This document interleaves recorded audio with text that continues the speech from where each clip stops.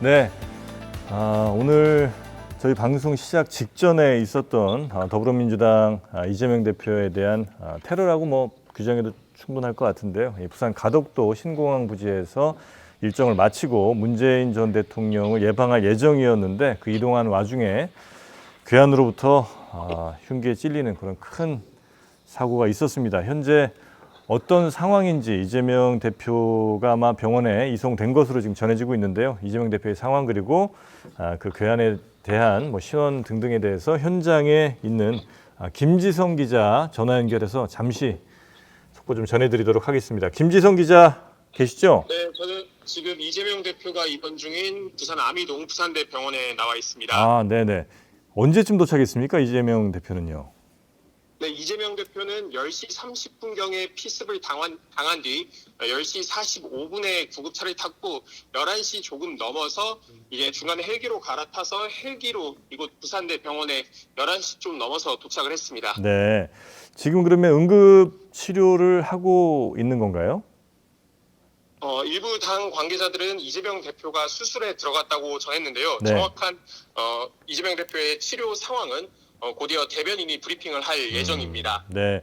아까 잠깐 전해주시기로는 의식은 있는 것 같다는 당 관계자의 전언을 좀 해주셨는데 어떻게 그 상황 크게 변동은 없습니까? 네, 소방 당국에 따르면 1cm의 목 부위에 열상이 있고 경상으로 추정이 되고 의식은 있다고 이렇게 소방 당국은 보고 있습니다. 네네네. 그러면 저희가 기대하기로는 생명에는 지장이 없는 것으로 좀 기대를 해도 괜찮겠습니까? 자세한 상황은 곧이어 민주당 관계자의 브리핑을 보고 다시 한번 전해드리도록 하겠습니다. 네. 자, 그리고 그 괴한의 신원에 대해서는 아직까지도 전혀 지금 나와 있지 않습니까?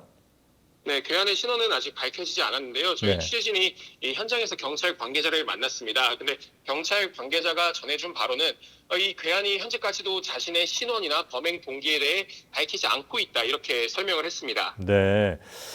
지금 현재 경찰 조사 중이겠군요. 현재 강서서로 이송이 된 상태로 아. 알려졌습니다. 부산 강서서입니다. 네, 그럼 잠시 후에 이제 민주당에서는 그 이재명 대표에 대한 상태라든지 입장을 좀 발표를 할 예정이고 여러 정치인들도 계속해서 지금 입장을 내놓고는 있는데 현장에서 기자분들, 언론인분들도 굉장히 놀라셨겠습니다. 네, 이제 기자들이 이재명 대표에 대한 질의응답이 끝나고 이재명 대표가 차량으로 탑승하러 가던 길에 사고가 일어났고요. 네. 피습 뒤에 구급차가 오기 전까지 당직자와 의원들이 응급조치를 했습니다. 네네네. 경호에 대해서는 아직까지 나온 얘기가 좀 없나요? 경호가 조금 아쉬운 부분이 있지 않나 하는 생각도 좀 들기도 하는데요. 앞으로 더 확인하고 살펴봐야 될 부분인데요. 네. 다만 이제 피습 이후에 제가 현장에 머무는 사복 경찰의 수를 한번 세봤습니다. 네. 이재명 대표를 중심으로 스크럼을 짜고 있었는데요. 이 사복 경찰의 수가 최소 20명을 넘었습니다. 좀 미리 좀 예방이 됐었으면 하는 아쉬움이 계속해서 좀 남는데 일단 그러면 이재명 대표의 상태에 대한 그 가장 중요할 테니까요. 그 상태가 혹시라도 전해지는 게 있으면 언제든 저희한테 또 연락을 좀 주시면 바로 저희가 시청자분들께 좀 전해드리도록 하겠습니다. 네, 알겠습니다. 네, 김지성 기자 고생 많으셨고요. 계속해서 좀 연락 부탁드리겠습니다. 네. 네, 이재명 대표 피습 사건에 대한 속보는 저희가 계속해서 여러분께 전해드리도록 하고요. 그리고 하나 더 좀 저희가 전해드릴 내용이 좀 있습니다. 어제 저희 장르만 여의도에서 패널로 출연했던 김준일 뉴스톱 에디터가 도이치모터스 주가 조작 사건 담당 검사 2명에 대해서 해외 연수 인사 발령을 내버렸고 그중 1명은 심지어 본인이 지원도 안 했다 이런 내용의 이야기를 했는데 여기에 대해서 법무부가 입장을 밝혀왔습니다. 언급된 검사 2명 모두 본인 희망에 따라서 파견 혹은 국외 훈련 대상자로 선발된 것으로 1명은 공모 절차에 지원해서 2023년 5월부터 월드뱅크에 파견 근무 중이고 나머지 1명 역시 2023년 국외 훈련에 지원을 해서 선발된 다음에 2023년 12월 지난달부터 미국에서 연수 중이다. 법무부는요. 2023년 1월 29일 더불어민주당 김의겸 또 박성준 대변인이 같은 취지로 허위 주장을 한 것에 대해 사실관계를 바로잡아 설명드린 바 있음에도 또다시 이런 허위 주장이 반복된 데 대해서 깊은 유감을 표한다. 이렇게 법무부에서 입장을 좀 전해 왔습니다. 이건 어제 방송된 저희 내용에 대한 법무부의 입장을 저희가 전해 드린 것입니다. 자, 그러면 오늘 예정된 마우스복싱 순서 진행을 좀 해보도록 하겠습니다. 아마 이슈 같은 것들도 많이 좀 바뀔 수밖에 없는 그런 상황인데요. 우리 김용태 청년 최고위원 나오셨고요. 어서 오십시오. 네, 안녕하십니까. 김용태입니다. 네, 많이 놀라셨죠? 저희도 이제 오전에 방송하다가 이 사실을 들었는데 굉장히 충격적이고요. 네, 민주주의라는 것이 이제 다원성에 기반하고 많은 목소리가 존중되어야 되는데 그럼에도 불구하고 이런 테러 행위는 절대 용납돼서는 안 된다고 생각합니다. 여기에 네. 대해서는 수사기관에서 엄정하게 대처해야 된다고 생각하고요. 네, 이재명 대표의 빠른 쾌유를 기원하겠습니다. 네. 그리고 더불어민주당의 하헌기 상근 부대변인 아마 또 같은 당이니까 더 충격이 좀 크셨겠습니다. 예, 뭐 있어서는 안 될 일이 일어났다고 생각하고요. 일단은 무엇보다 그 오는 길에 보니까 원내대표실에서 이제 공지도 했더라고요. 정치적 해석 이런 거 하지 말고 그냥 쾌유만 좀 비는 쪽으로 네네네. 해달라 이렇게 얘기를 했더라고요. 저도 그래서 빨리 쾌차했으면 좋겠고 사태 수습이 빨리 되는데 집중했으면 좋겠습니다. 네. 우리 정치가 왜 이렇게 혐오와 증오 뭐 이런 것들로 가득한 상황이 되었을까? 뭐 누구를 특별히 책임지우자는 것보다도 예, 예. 어디서부터 이렇게 잘못된 거라고 혹시 뭐 오늘 주제와 별도로 좀 여러 가지 얘기 좀 상황들이 서로를 악마화하고 네. 그런 상대 정당에 대해서 프레임을 규정하면서 네. 지지자분들이나 또 반대에 계신 지지자분들이 이 증오가 점점 늘어나는 것 같아요. 네. 이러한 지점에 있어서 좀 굉장히 안타깝게 생각하고 있고요. 총선이 다가올수록 이러한 징후가 발산되는 게 좀 더 보이는 것 같아요. 4년 전에 총선 때도 사실 테러를 위협하는 행위들이 여러 차례 있었습니다. 당시에 제가 기억하기로는 제가 후보였었는데 그때 광진에 이제 오세훈 당시 후보가 출마했었고요. 그 현장에 지지 유세 현장에 어떤 인원이 흉기를 들고 들어왔었던 적이 있었어요. 그래서 진짜요? 그 당시에 4년 전 광진에서 그런 일이 있다 보니까 당시 전국의 미래통합당 당시 후보들한테 경찰 병력이 2명씩도 증강됐었던 그런 사례도 있었고 제가 당시 후보였어서 네. 그 당시 이제 경호 인력으로 경찰분들이 오셨던 기억이 나고요. 총선 때가 다가올수록 이런 일들이 앞으로 더 일어날 수가 있는데 저는 국민들께서 좀 이러한 폭력 행위는 절대 민주주의에서 일어나서 안 된다라는 점을 좀 인지하셨으면 좋겠습니다. 그 당연히 이런 일이 일어나지 않아야 된다고 뭐 말씀하시는 것도 뭐 당연한 얘기고 마땅한 예. 지당한 말씀이신데 그러면서도 정치인들이 이런 혐오로 장사란 표현은 좀 뭐 부적절할 수도 있겠습니다만 자신들의 정치적 이익을 누리는데 이 혐오와 증오를 활용한 측면이 좀 있지 않나 하는 생각이 좀 저는 여전히 계속 들거든요. 제가 지난 대선 때 대변인 하면서 느꼈던 약간 자괴감 비슷한 게 있는데요. 네. 왜냐면은 이 어떤 재기발랄한 레토릭을 사용해서 상대 정당을 비판해서 그게 얼마나 언론에 인용되느냐에 따라 제 실력이 평가되더라고요. 네네네. 그런데 그게 실제로 대한민국 사회가 가지고 있는 문제라던가 의제라던가 완전 무관한 얘기거든요. 윤석열 대통령과 국민의힘에 대해서 얼마나 잘 조롱하고 네. 얼마나 잘 비꼬고 얼마나 아프게 얘기하고 이런 거가 실력이라고 평가되더라고요. 근데 집권여당 당시 집권여당 대변인이 실력의 척도가 그런 게임처럼 되어 있는 것 자체가 네. 그렇게 하는 게 평가를 받으면은 다른 대변인들이나 당직자들이 계속 그런 얘기만 계속 쏟아내게 될 거잖아요.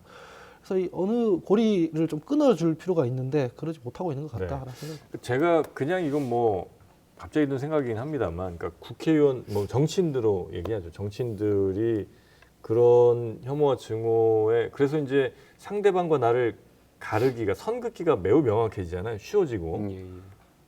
그러고 나서 언론이 혹은 이제 뭐 요즘 워낙 또 유튜브라든지 이런 매체들이 많이 발달을 했으니까 그런 데서 더 조금 더 자극적이고 극단적인 내용들을 만들어서 이렇게 뿌리면 예, 예.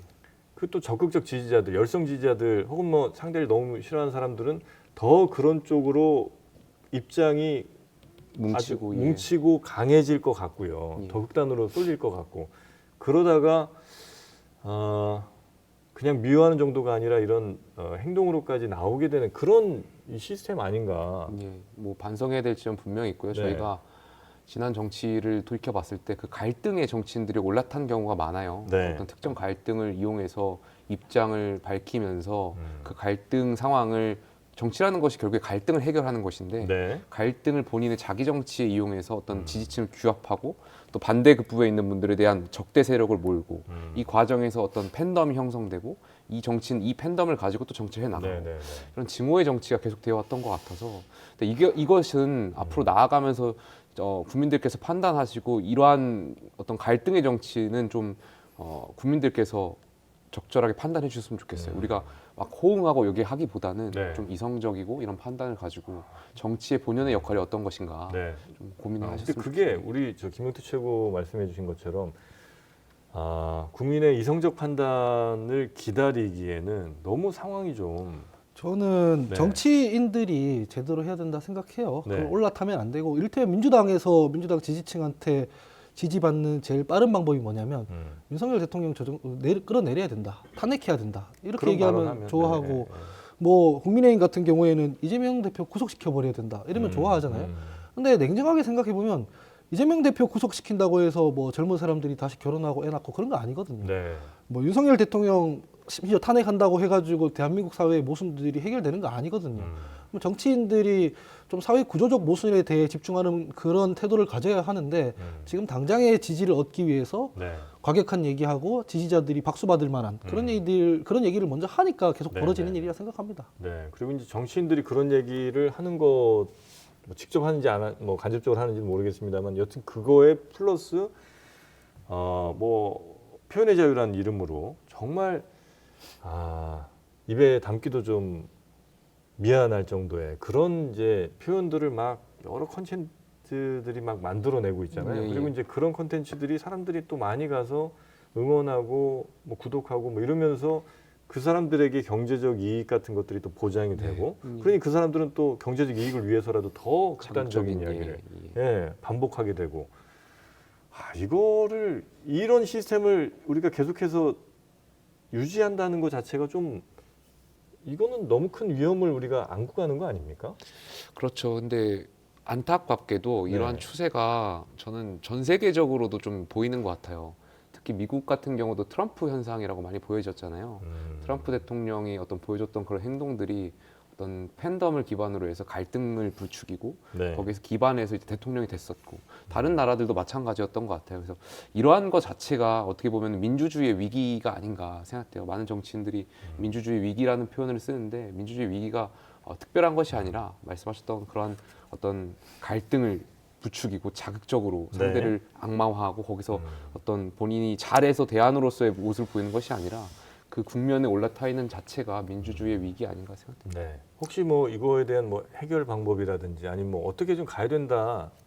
너무 좀 뭐 두루뭉술한 얘기 말고 지금 뭐부터 좀 고쳐야 되겠다고 혹시 생각하시는 게 좀 있나요? 저는 이게 처음에는 제도적 문제인가 싶었어요. 선거법 관련해서 이를테면은 양당에만 독식하게 되는. 독식하게 되는 그 구조가 문제인가 싶었는데 네. 다른 나라에도 보면 다당제하는 국가에서도 이런 일이 생기더라고요. 아르헨티나나 뭐 이탈리아나 이런 데 보면 네. 다당제하는 국가인데도 되게 극단적인 사람들이 제1당이 되거나 집권하거나 그러더라고요. 결국 그래서 다시 회귀한 게 사람이 문제인 것 같아요. 어떤 제도, 어떤 시스템이든 간에 그걸 운영하는 사람들이 제대로 해야 되는데 네. 지금 사실 지도자라고 나서고 있는 사람들이 우리 국가 공동체나 사회가 어느 방향으로 가자라고 지금 제시하는 사람이 없잖아요. 예전과 네, 달리. 네, 네. 그래서 지금 그런 부분들이 제일 문제라고 생각해서 암담합니다. 네. 네. 마땅한 해결책이 보이지 않는 그래서 현재 전 세계가 그렇다라는 진단 이상으로는 뭐 우리가 어떻게 할 수가 없는 뭐 그래서- 그런 상황인 것 같아서 좀 더 답답하네요. 그래서 각자의 있는 위치에서 그런 유혹을 이겨내고 네. 계속 바른 얘기하고 고민하고 하는 사람들이 늘어나야 된다고 생각하거든요. 그런 사람들이 늘어나고 그런 사람들이 지지를 받아야 될 텐데 네. 오히려 그 반대의 사람들이 훨씬 더 지지를 받고 색깔이 선명한 사람들도 예. 대중분들께서 원하실 수도 있고 그러한 측면, 그러니까 뭔가 자극적이게 하는 거 아까 말씀드렸던 그 계속 이게 악순환들이 반복되는 것 같아요. 제가 최고위원 할 때 좀 정책을 이야기하고 뭔가 우리 당의 나아갈 방향 비전을 이야기하면 몇몇 이제 지지자분들이나 또 이제 기자분들께서 민주당의 말꼬리를 잡아라. 그게 기사화가 되고 그게 더 어떤 당신의 어떤 정치를 부각하는데 도움이 될 수 있다 이런 말씀들을 들을 때마다 좀 아쉬웠던 것 같아요. 근데 저희가 민주당의 실책 어떤 말꼬리 같은 걸 잡아서 이야기한다고 한들 네. 결국 휘발되는 이슈거든요. 그 다음 날 신문에서 장식은 될지 모를지언정 결국 우리 정치가 나아갈 수 있는 방향은 아닌 거잖아요. 네, 근데 네, 네. 이러한 것들을 좀 국민들께서 판단해 달라는 말씀을 드릴 수밖에 없을 것 같아요. 뭐 좀 희망이 있으면 전 대한민국 국민들이 그래도 유럽이나 이런 데들에 비해서 위기를 너무 많이 넘어왔던 국민들이고 그래서 균형을 잘 잡아주실 거라고 생각합니다. 지금이야 지금 너무 양당이 극한 대립하고 있는 상황이지만 이게 누적되면은 또 절묘한 균형을 맞춰주리라고 생각하고 지금은 정치권이 국민을 좀 바보 취급하는 경향이 있잖아요. 네, 네, 네. 국민들이 바보가 아니다. 그래서 괜찮을 거다라고 생각합니다. 네, 사실 뭐 한 2000년, 2500년 전에도 뭐 중후 정치로 흐르게 되는 사람들의 네. 그 말로 정치를 하다 보니까 그런 일들이 없지는 않았는데 그런 게 또 반복되는 지금 2023년, 2024년이 돼서는 좀 안 될 텐데 2024년 거의 뭐 오늘이 이제 어제가 1월 1일이었으니까 예. 오늘 일정이 시작되는 거의 첫날이라고도 할 수 있을 텐데 첫날부터 이런 일이 생겨서 정말 너무 한편으로는 화가 좀 나고요. 좀 안타깝기도 합니다. 빠른 쾌유를 다시 한번 좀 저희가 빌겠고요. 그럼 오늘 마우스복싱 본격적인 주제 하나하나씩 좀 가보겠습니다. 아마 오늘 일과 뭐 때려야 때리기가 좀 어려울 수도 있는 주제 같은데요. 첫 번째 주제는 윤 대통령의 신년사 관련해서 이권 카르텔 이야기가 좀 나왔는데요. 그 발언 부분 잠깐 한번 들어보고 이야기 나누도록 하겠습니다.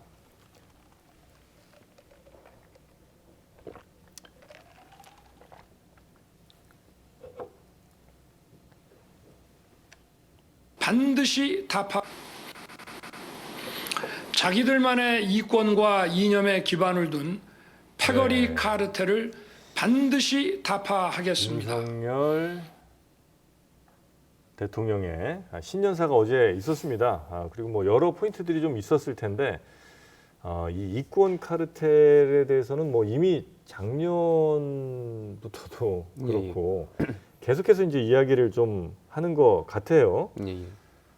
이건 어떻게 좀 혹시 보셨습니까? 약간 뭐 이권 카르텔이 있다라는 것에 국민들께서 부정하진 않을 것 같아요. 그러니까 많은 사회 다방면적으로 봤을 때는 뭐 기득권적인 카르텔들이 분명히 존재하고 여기에 대해서 타파하는 것도 중요하겠죠. 근데 신년사였고 하다 보면 좀 민생 문제를 더 강조하시는 게 맞지 않았나 생각돼. 물론 그 신년사의 민생 얘기와 경제 얘기가 굉장히 많이 나왔었는데 네. 이 문장 그 자기들만의 이권과 이념에 기반을 둔 패거리 카르텔 이 타파하겠다라는 이 문구에 많은 신문들이 좀 집중하는 것 같아서 네. 좀 아쉽다라는 생각이 있고요. 약간 결국에는 국민들께서 연초에 많이 힘들어하시잖아요. 빚에 많이 쪼들려 하시고 또 우리가 희망이 많이 없다는 말씀들을 많이 하시는 것 같아요. 우리가 어떤 앞으로 어떻게 살아나가야 되는지 거기에 또 세계 경제 흐름 같은 것이 썩 좋아 보이지도 않고 국제 지정학적인 리스크도 분명히 있고 여러 가지 세계 곳곳에서 지금 전쟁 중이고 그렇다면 좀 대통령께서 더 희망적인 말씀들을 하셨다라면 네. 이 문장을 굳이 신년사에서 안 하셨더라면 더 좋지 않았을까에 대한 생각이 있죠. 네. 이권 카르텔 이 부분은 혹시 그건 어떻게 뭐 보셨어요? 누구를 이렇게 저격하는 거죠? 저는 처음에 떠올랐던 게 검찰개혁 얘기하나 싶을 정도로 우리나라에서 사실 이권 카르텔 이런 거 제일 심한 데가 법조 카르텔이잖아요. 그 뭐 검사 출신이 변호사로 나와서 정관 이후 받고 얼마 전 보도 보니까 현직 부장 검사가 바로 뭐 창원에 출마한다 그러고 이런 거가 제일 심한데 네. 도대체 누구를 타겟팅해서 얘기하는지 모르겠다는 게 첫 번째였고 두 번째는 현실 인식에 문제가 좀 있는 것 같아요. 이거 말고도 현실 인식이요? 네, 이를테면 이런 대목들이 있었거든요. 우리가 물가를 잡고 국가 신인도를 유지해왔다 이런 얘기들이 있었단 말이에요. 근데 대한민국 지금 물가 안 잡혔잖아요. 그 2년 사이에 8.9% 정도 상승했고 요즘에 먹거리 물가는 6% 상승했는데 네. 이게 오래된 보도도 아니고 요 일주일 상간에 나온 보도거든요. 근데 물가를 잡혔다, 물가를 자기들이 잡았다라고 인식하고 있고 또 하나는 부동산 PF, 가계부채 이런 것들 잘 관리했다 이렇게 말씀하시더라고요. 네. 근데 불과 지난주에 태양건설 워크아웃 했잖아요. 그거 부동산 PF 그거 관리 신청했고 예, 예. 네, 지금 오늘도 뭐 관련 뉴스가 좀 나오더라고요. 예, 그리고 네. 가계부채는 지금 GDP 대비 뭐 100%라고 해가지고 이거 OECD에서도 이런 경우가 없다라고 할 정도인데 물론 이게 다 윤석열 정부의 잘못은 아니죠. 하지만 현실 인식을 바로 해야 새해에는 우리가 이런 것들 잘 해소하겠습니다 할 텐데 너무 자화자찬을 특히 해서는 안 되는 자화자찬을 하니까 네, 네, 네. 위로도 안 되고 희망도 못 만들어내는 신년사가 아니었나. 네. 크리스마스 때 성당에 미사를 드렸는데 네. 그 성당에서 이러한 그 기도가 있더라고요. 내 탓이오, 내 탓이오, 모든 게 다 내 탓이오 하는 그 기도가 있어요. 그러니까 저는 대통령께서 어떠한 의도, 물론 여러 가지 그 신년사를 봤을 때 좋은 의도를 가지고 대한민국과 또 국민을 위해서 많은 정치를 하셨겠죠. 근데 그 의도와는 상관없이 결과론적으로 좋지 않은 수치들도 분명히 국제외 어떤 국내외적인 환경에 있어서 있을 수 있어요. 근데 그런 거에 있어서는 좀 책임윤리적인 관점에서 좀 우리 정부의 어떤 반성과 이런 게 좀 더 먼저였더라면 아마 국민들께서 더 많이 공감하시지 않았을까에 네, 대한 네, 생각이 네. 있어요. 그러니까 뭐 물가를 잡았다고 얘기한 건 아마도 뭐 미국이나 뭐 유럽에 비해서 우리가 좀 덜 올랐다 아마 이 얘기를 좀 강조하고 싶었던 것 같아요. 네. 뭐 미국의 물가가 워낙 이제 많이 네. 뛰긴 했었고, 근데 아마 우리 국민들이 느끼는 물가가 뭐 예를 들면 1년에 뭐 3.7%이 정도 아마 2023년이 나왔던 것 같은데 그보다는 훨씬 아마 크게 느끼실 것 같습니다. 뭐 그죠? 순댓국 한 그릇도 만 원, 많이 만 쓰는- 원대가 네. 많더라고요. 그런 반면 가처분 소득은 뭐 1.2% 이렇게 오르니까 음. 월급은 안 올랐는데 물가만 올라버리니 네, 네. 힘드시잖아요. 그러면 힘든 사람들에 대해서 우리가 위로할 때 그렇게 하잖아요. 너 이러이러한 상황이니까 힘들지. 이렇게 해야 위로가 되는 거잖아요. 근데 어떤 상황에 놓여 있는지 인식 없이 자화자찬을 해버리면 이 정도는 살만하지 않니? 뭐 이렇게 하면 우리가 그래도 화가 잘하고 난다는 있다 이러면 네. 화가 날 수 있다는 거죠. 그런 건 국민들이 평가할 테니 네. 조금 국가 지도자면 좀 위로를 드리고 희망을 말하는 방식이었으면 더 좋지 않을까 싶은데 이권 카르텔 이런 네. 얘기하고 너무 공격적이었다. 이권 카르텔 아마 얘기하면서 많은 분들이 떠올리신 거는 586 아마 민주당 비판을 좀 하려고 그러시나 뭐 이런 생각들 좀 하신 것 같아요. 그 한동훈 위원장도 네. 586 굉장히 강하게 네. 얘기했잖아요. 그래서 아마 그런 586 정치인들의 뭐 나름의 뭐 카르텔이라고 할까요? 뭐 그런 것들을 이제 국민의힘 쪽에서 혹은 뭐 윤 대통령은 아마 그게 굉장히 문제라고 생각을 좀 하시는 네. 것 같은데 이거는 어떻게 좀 일단 해결이 되겠습니까? 한동훈 비대위원장 취임사에서도 이제 관련 비슷한 네. 말씀들이 있었고 대통령이 어제 신년사에서도 결국 586 운동권으로 네. 이제 해석될 수밖에 없을 것 같은데 네. 이제 아마 당정이 궤를 같이 하는 것 같고요. 다만 저는 이 586 운동권에 대한 평가 판단은 지난 대선에서 끝났다라고 저는 생각해요.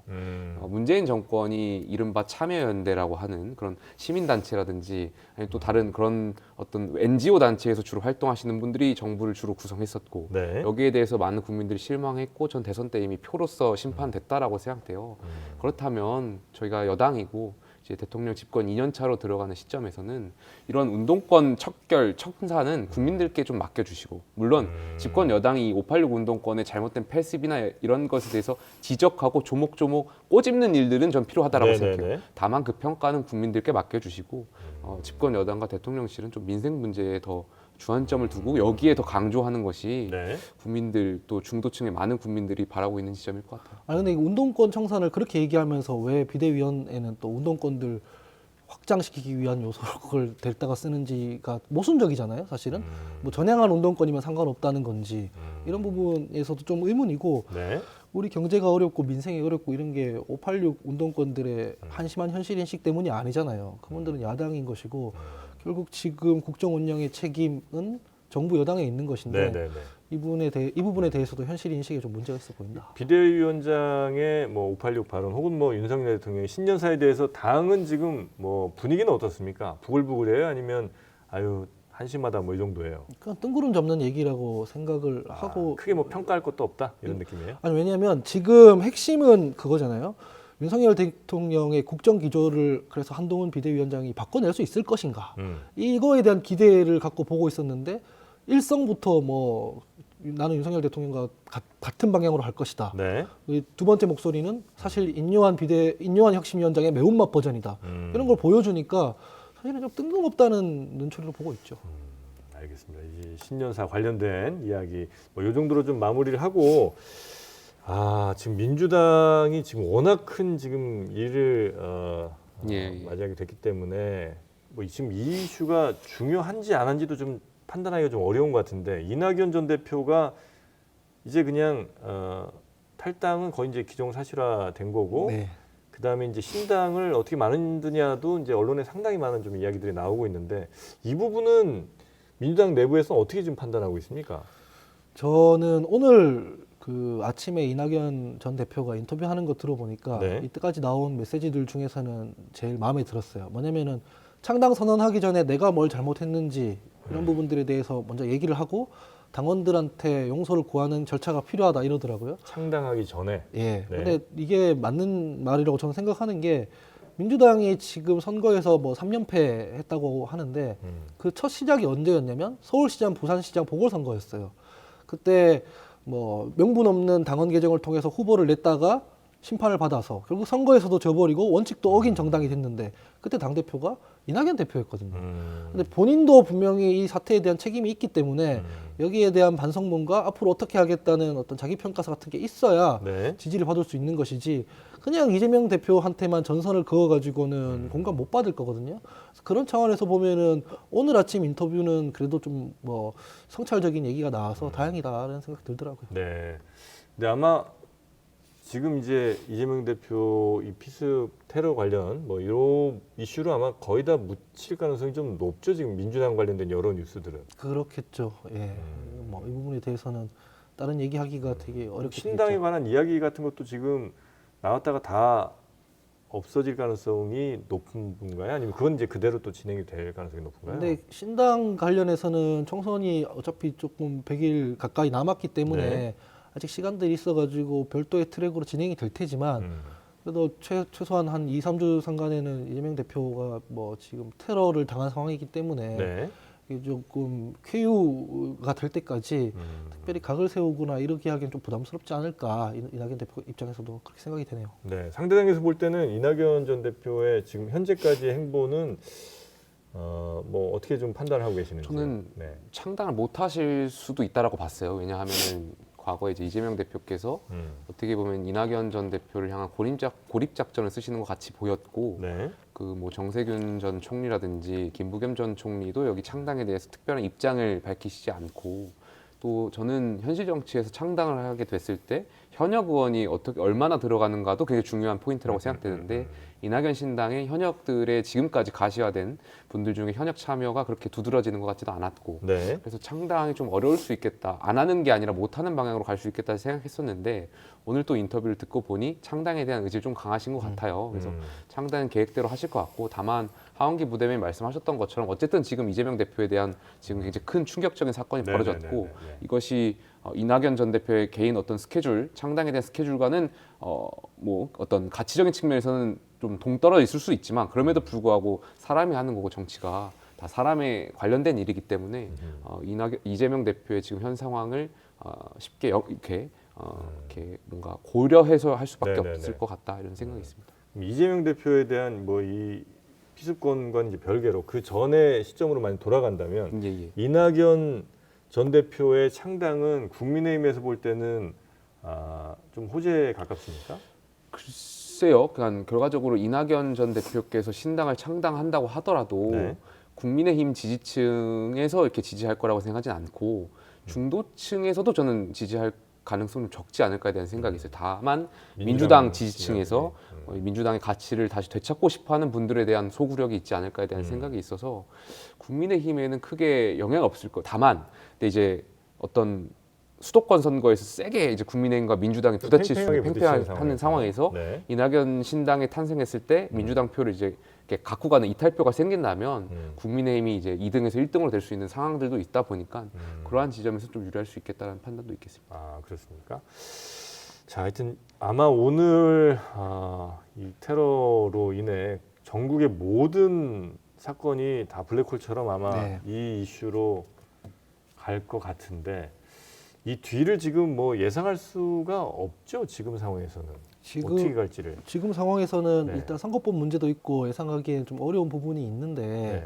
근데 이런 부분은 있어요. 민주당이나 국민의힘이나 지금 전직 당대표들이 뛰쳐나와서 신당을 만들겠다고 하고 있고 서로 그 당에서 나무라고 있는 상황이잖아요. 네. 약간 일탈 바라보듯이 보고 있잖아요. 근데 그렇게만 보는 거는 적절하지 않습니다. 왜냐면은 신당을 만들 공간이라는 게 그래서 왜 나왔는지를 좀 성찰할 필요도 있다고 저는 봐요. 양당에 대한 혐오, 불신 이런 게 너무 깊어지니까 이게 병리적 현상처럼 생기는 거기도 하잖아요. 근데 이걸 마치 이낙연 대표의 그냥 일탈, 이준석 대표가 결국 못 견디고 나가서 하는 것. 물론 그런 명분적인 부분에 대해서도 평가를 해야겠지만 결국 이 각 당에서 국민의 어떤 열망이나 이런 걸 못 받아 하는 결과로 나오는 부분도 있기 때문에 그런 부분도 좀 성찰을 해야 될 것 같고 그런 건 총선 때까지 계속 이어질 것 같다는 생각입니다. 네네. 그 원칙과 상식 의원들은 거의 거취가 지금 결정됐습니까? 뭐 한다 얘기는 계속해서 좀 나온 것 같은데 아직까지 뭐 이렇게 명확한 거취에 대한 이야기가 안 나오는 것 같아서. 네, 좀 정리를 해야 될 텐데 네. 근데 뭐 제가 알기로는 국민의힘에서도 뭐 허은하 의원 탈당 내일로 예정돼 있고 뭐 저희도 보면 민주당 의원들이 뭔가 거치 얘기를 할 것처럼 얘기했지만 뭐 아시다시피 지금 이재명 대표 필습 때문에 그걸 조금 유예하고 발표해야 되지 않을까 이건 싶고요. 당연히 뭐 그래야 될것 같고요. 근데 뭐 원칙과 상식 내부는 제가 알기로는 이낙연 신당에 바로 뭐 합류하거나 그럴 생각은 아닌 걸로 알고 있습니다. 아, 탈당하더라도? 탈당하더라도 네. 왜냐면 그렇게 되면은 실제로 지금까지 그분들이 내왔던 목소리라든가 문제 제기가 공천 문제였던 것처럼 비춰지지 않겠습니까? 그래서 그렇게 개파 분열 이런 식으로 해석되는 거를 좀 경계하지 않을까. 네네네. 그러면 그들의 진로는 앞으로 대략 뭐 그냥 독자 세력화 후 그다음에 이낙연 전 대표의 신당과 합류 뭐 이 정도로 우리가 보면 될까요? 아니면 또 다른 뭐 제3지대 뭐 이렇게 이제 빅텐트? 고민이 되게 많을 텐데 네. 제가 알기로 제가 개인적으로 그분들 얘기를 들어보면 그분들은 정치를 지긋지긋하게 생각하고 있어요. 아까 전에 이 방송 초입에도 말했듯이 이렇게 막 증오, 혐오 정치를 내가 재생산해가면서까지 정치를 해야 되냐. 네. 근데 기왕 그만둘 거라면은 하는 데까지 한번 바꿔보고 뭐 죽어야 되는 거지. 그냥 죽으면 안 된다. 이런 생각으로 지금 하고 있는 거라서 네네네. 상황을 조금 볼 필요가 있는 것 같아요. 또 마냥 유리한 정치적으로 유리한 쪽으로만 움직이진 않을 거라고 생각합니다. 네. 그 국민의힘은 이준석 신당에 대해서는 뭐 얘기하지 말까요? 뭐 아니 뭐 신당이 창당된 상황이고 네. 근데 천하람 위원장이 갈 줄은 정말 몰랐거든요. 뭐 여러 고민이 있었던 것 같아요. 아무래도 네. 천하람 위원장께서도 지역 당협위원장을 했었고 네. 그 관련해서 지역 당원분들과의 어떤 요구사항이나 이런 니즈를 충족해가는 과정도 분명히 필요했을 거고 또 하지만 이준석 신당에 대한 또 어떤 본인의 기대나 이런 또 의지가 있었을 거고 그 과정에서 굉장히 어려운 결정하신 것 같습니다. 네. 허은하 의원은 결정됐나요? 내일 기자회견이 예고되어 있다라고만 알고 있습니다. 내일 기자회견이면 가능성은 꽤 예, 아무래도 그렇겠군요. 정치라는 것이 전 예측 가능성이 중요한 것 같고 뭐 허은하 의원께서 지난 한 2달 동안 말씀하셨던 그 내용들을 비춰봤을 때는 아마 탈당에 대한 가능성이 높지 않나 개인적으로 생각합니다. 네. 자, 아마 지금 저희가 뭐 이런저런 뭐 정치에 관한 이야기 혹은 뭐 뉴스 같은 거 전해드리는 것도 오늘은 아마 우리 구독자분들, 시청자분들께 그렇게 잘 와닿지 않으실 가능성이 매우 높을 것 같습니다. 왜냐하면 이제 워낙 충격적인 사건이 벌어졌고, 네, 그거에 대한 궁금증이 너무나 좀 크실 거라 생각하기 때문에 관련해서 속보가 하나 좀 들어온 게 있는데 그것만 하나 좀 전해드리도록 하겠습니다. 경찰청장 아마 이번 사건과 관련된 브리핑을 좀 한 모양인데요. 이재명 대표에 대한 그 피습 이 사건과 관련해서 부산청에 수사본부를 설치를 하는 것으로 지금 이제 발표가 좀 된 것 같습니다. 그래서 이 용의자, 이 범인에 대해서 아마 조사를 좀 해야 될 텐데 아직까지 이제 신원을 본인이 밝히고 있지 않기 때문에 이건 뭐 경찰이 뭐 충분히 오래지 않아 밝힐 수 있는 문제라고 생각을 좀 하고 있고요. 네, 그래서 신원이 좀 밝혀지면 범행 동기가 무엇인지 또 어떤 배경에서 이런 끔찍한 테러를 저질렀는지 이런 것들이 아마 좀 밝혀지지 않을까 하는 생각이 좀 듭니다. 자, 오늘 그럼 끝으로 두 분이 뭐 아까도 잠깐 좀 여쭤보긴 했습니다만 정말 이 너무나 폭력적으로 가는 이 혐오, 극단으로 가는 이런 정치 문화, 혹은 뭐 지지자들 사이에서도 마찬가지고 정치인들 사이에서 좀 마찬가지인 것 같은데 이거를 좀 끝내자는 혹은 뭐 좀 줄이자는 취지의 마지막 의견을 좀 전해주시면 그걸로 오늘 방송을 좀 마무리하도록 하겠습니다. 제가 더불어민주당에 하고 네. 싶은 얘기는 지금 윤석열 정부는 독재 정부가 아니에요. 선출된 정부고 그다음에 윤석열 정부에 하고 싶은 얘기는 민주당은 공산 전체주의 세력이 아니에요. 이 얘기를 왜 드리냐면 독재 정부랑은 협상, 협치, 합의의 여지가 없어요. 그냥 끌어내려야 되는 존재잖아요. 그다음에 공산 전체주의 세력이랑도 협치의 여지가 없는 거잖아요. 네. 이런 민주주의 국가에서. 근데 서로에게 그런 식으로 보고 있기 때문에 정치가 극단화되고 있는 거거든요. 그래서 인식을 이 정부도 제1야당도 다 국민이 권한을 위임해준, 국민이 권력을 위임해준 민주적 정당성이 있는 사람들이라고 서로 좀 존중을 했으면 좋겠다라는 네. 생각입니다.